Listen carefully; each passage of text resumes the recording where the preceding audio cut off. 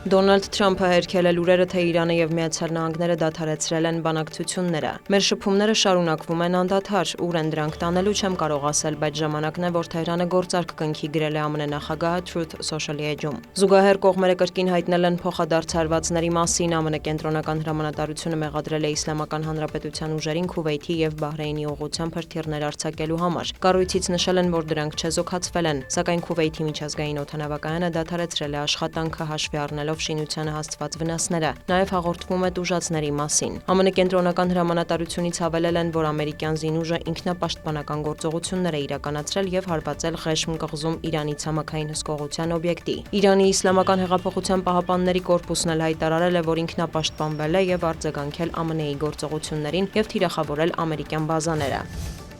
Ռազմական գործողություններ են նաև Լիբանանում, թեև Իրանը հայտարարել է, որ գործարք չի կնքի, քանի դեռ Իսրայելը չի դադարեցրել Լիբանանի վրա հարձակումները։ Ցահալ-Հեզբոլլահ էսկալացիային զուգահեռ Վաշինգտոնում շարունակվել են Իսրայել-Լիբանան բանակցությունները։ Պետքարտուղարությունից նշել են, որ հաջողվել է առաջընթաց գրանցել։ Քննարկվել են հակամարտության կարգավորման հարցեր, ընդգծվել է Լիբանանի ինքնիշխանությունը եւ Իսրայելի անվտանգությունը վերականգնելու կարեւորությունը։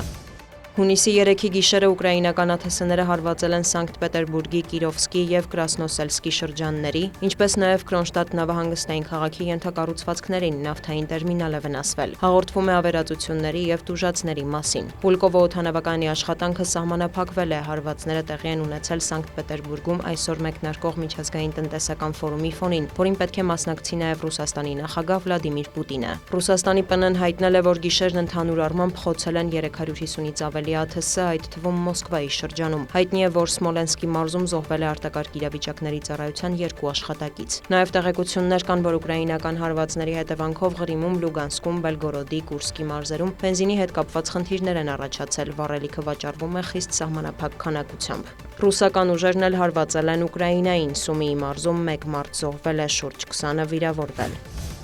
Կոնգոյի Դեմոկրատական Հանրապետությունում էբոլայի բռնկման հետևանքով մահացածների թիվը հասել է 60-ի, թեև տեղեկություններ կան, որ այն գերազանցում է 200-ը։ Աֆրիկյան երկրի առողջապահության նախարարության տվյալով վիրուսով վարակման հաստատված դեպքերի թիվն արդեն հատում է 340-ը։ Ավելի վաղ առողջապահության համաշխարհային կազմակերպությունը հայտնել էր մահվան 48 եւ վարակման 321 հաստատված դեպքի մասին։ Կոնգոյում էբոլայի հերթական ալիքը բռնկվել էր մայիսի կեսերին։ Վարակման դեպքեր են գրանցվել նաեւ Ուգանդայում, որտեղ եւս վարակվածների թիվը պարբերաբար աճում է։ Օրեր առաջ Ուգանդայի իշխանությունը հայտարարել է Կոնգոյի հետ սահմանը ժամանակավորապես փակելու մասին։ ՄԱԿ-ից հայտնում են, որ միջազգային հանրությունն աշխատում է էբոլայի տարածման դեմ, սակայն իրավիճակը բարդանում է, քանի որ շտամի դեմ դեռևս հավաստագրված պատվաստանյութ կամ դեղամիջոց չկա։ Դիանա Գասպարյան, լուրեր։